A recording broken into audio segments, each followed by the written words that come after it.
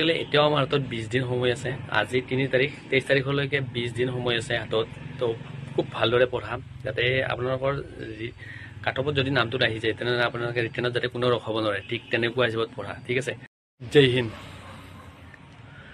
তো আজি মই এনেকৈ কিয় দিছোঁ গম পাইছেনে? তো আজি বহুতে ডাঙৰ দুটা আপডেট দিব গৈ আছোঁ।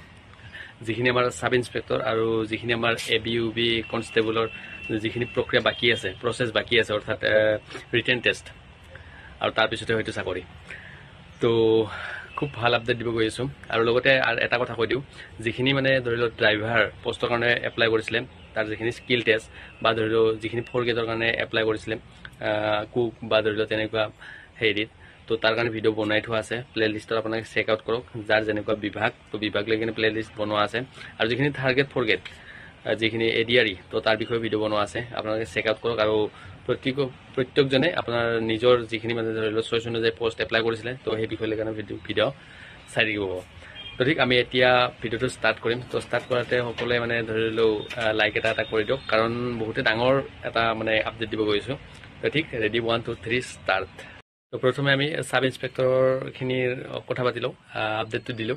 তো সাব ইন্সপেক্টৰৰ যিখিনি মানে ৰিটেন পৰীক্ষা দি থৈছিলে, তো সেইসকলৰ ৰিটেনৰ যিটো ৰিজাল্ট, তো সেইটো আউট হ'ব আপোনাৰ 6 মাৰ্চ, অৰ্থাৎ চলিত মাহৰ 6 তাৰিখ।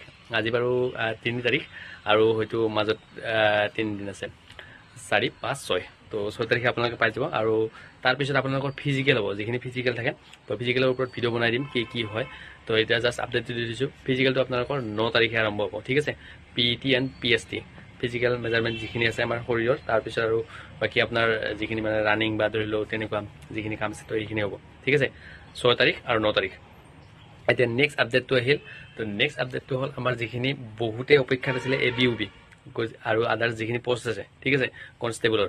তো সেইখিনি আপডেটটো হ'ল আপোনালোকৰ যিটো ৰিজাল্ট, অৰ্থাৎ কাট অফ লিষ্টৰ যিটো মানে লিষ্ট, সেইটো আপোনালোকৰ ওলাব 12 তাৰিখ। আৰু সেই লিষ্টত যিসকলৰ নাম আহিব, অৰ্থাৎ মানে ধৰি লওক কেনেকৈ মাতিব, এটা পষ্টৰ ঠাইত 2জন কৰি কেণ্ডিডেট থাকিব, ল'ৰাই হওক ছোৱালী হওক, ঠিক আছে।